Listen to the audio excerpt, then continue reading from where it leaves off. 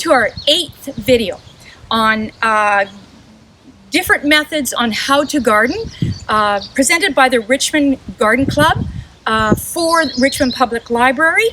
The last video we did was we were actually in somebody's vegetable garden. One of our garden club members who integrated in amongst her vegetables flowers, and most of those flowers were pollinator plants. So today we're at another of our members' beautiful gardens, Gail Stoltz and her husband Ken, and we're not going to talk about vegetables in amongst your flowers.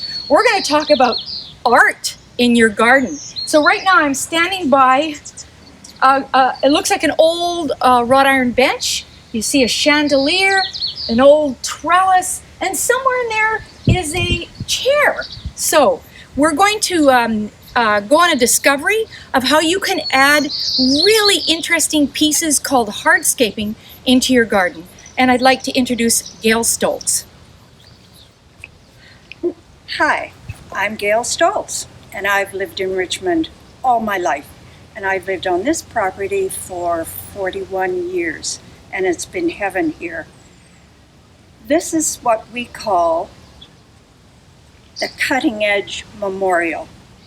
And we call it so because the crosscut saw on the top is, or was, my father's saw from eons ago.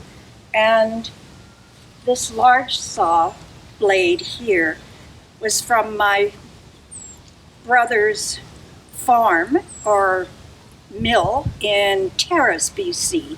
He built his own log house there and he cut logs, and when he stopped that, we went to visit one time and he offered me this big, beautiful saw blade, and I brought it back from Terrace, and since my brother has passed on.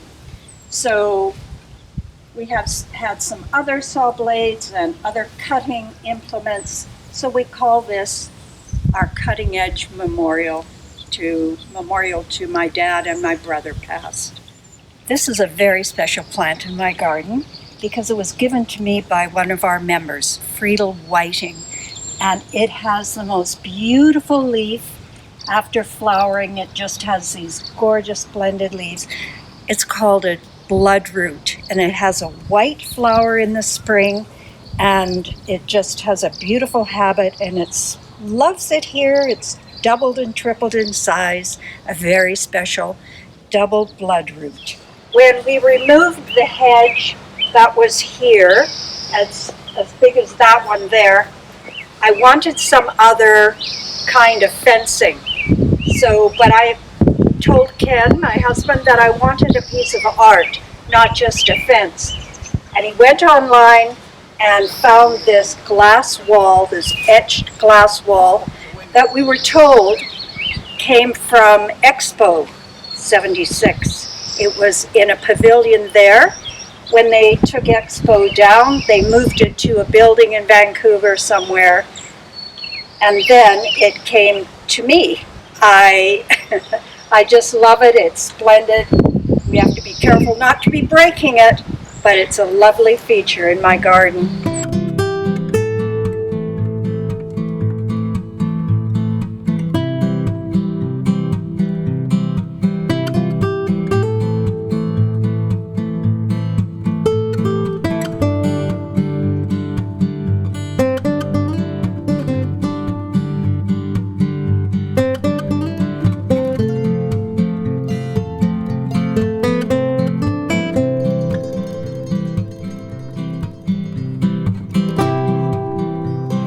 This is a solid granite bowl. It weighs about 400 pounds, and it was on my father's property for years and years, and when I moved from there, I took it with me. It's so heavy that my husband Ken we found a old fiberglass shower tray for it to sit on because it has to circulate the water. There's a 55-gallon drum buried in the ground behind it to circulate the water and keep the water flow up. And it has a beautiful relief on it in the front, and somebody I know took a rubbing of the relief so that we could see it. I could show it to people. It's right here, but the sun has to be just in the right direction for you to see it. But when it is in the right direction, it's quite prominent. And I had someone interpret it for me. It's in Japanese characters, and it's a trademark for a pottery factory. There's a telephone number on it, and it's Osaka. I assume that it may have been an advertisement for a pottery factory in Osaka, Japan, at one time. How my father got it, I don't know, but it is such a special piece. And Ken made this lovely, I used to grow a plant out of it, but Ken made this lovely fountain out of it.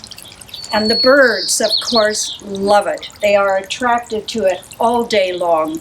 They sit on it, they bathe on it. The hummingbirds sit on the top of the spurt and bathe and drink and just have a wonderful time. It's standing room only sometimes around this fountain. And I said to Ken, we need to have a bar across so that the birds can get a little deeper bath. So we made this little bent piece of metal and just put it across like that so the bigger birds can hop onto that piece of metal and be a little deeper in the water and have a splendid bath, and they do that all day long. We love our fountain. It's our entertainment. We have all our meals in the sunroom overlooking this fountain, and we enjoy it so much.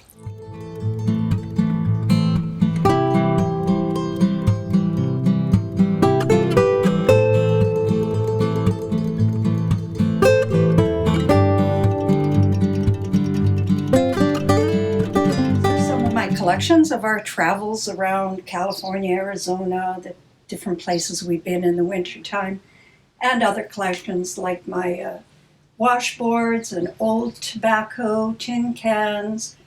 And this is a very special one that I found in Key West, Florida, when Ken and I spent a winter there once, year 2000.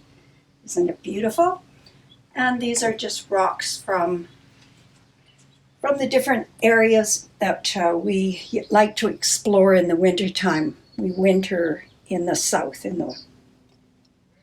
All right, this was found in the desert also. I believe it's a skull of a little goat. Isn't it wonderful? And this is the branch of a cholla cactus when they've deteriorated. And shells from the sea, Key West, and so on over here. Found this out back in the back 40 somewhere. And different collections of dried, interesting pod seeds.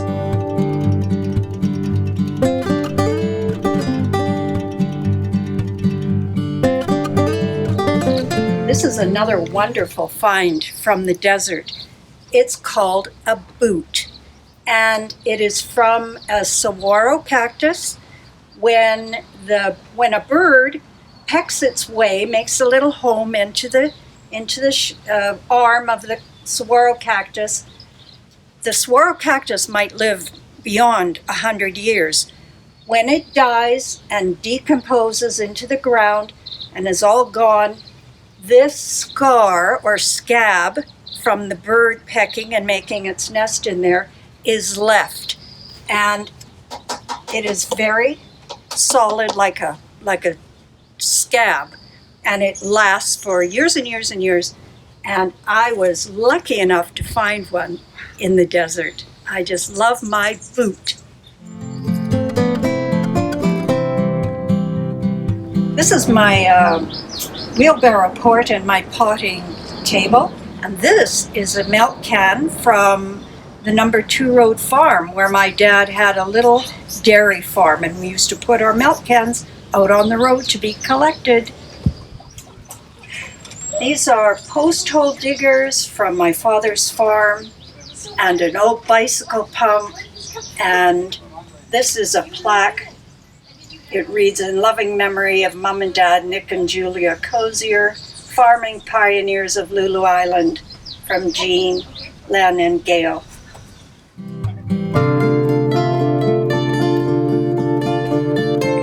This is called our fish bench, and it was made by a young man who built our pavilion roof. Very talented young man. He used to do collecting wood and logs on the riverbank and then produce some little work of art like this. And these clumps of regurgitation are from large and small herons that roost in our pine trees just above here, and they would regurgitate their dinner, and so I collected them just for fun. These are a collection of devil's claw, which is from the desert, probably in Arizona. On my hiking, happened to come across these dried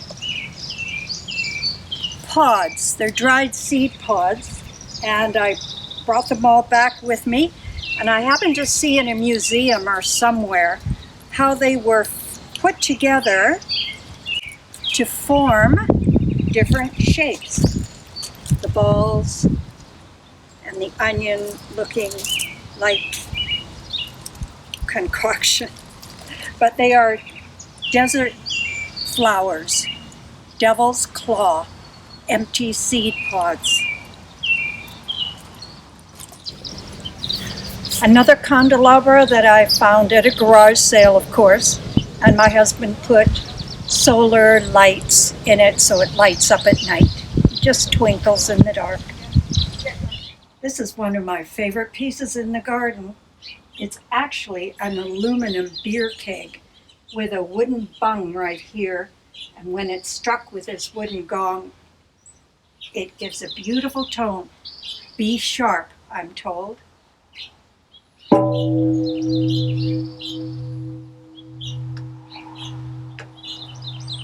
It's a sound therapy treatment. Well, that was lovely. We have finished up in this garden. I now feel like going off to have a nap somewhere in the garden. And we learned today all about how you can use pieces that you collect, that you love, and display them in amongst all your flowers. Thank you very much, Gail. My pleasure. We'll see you again.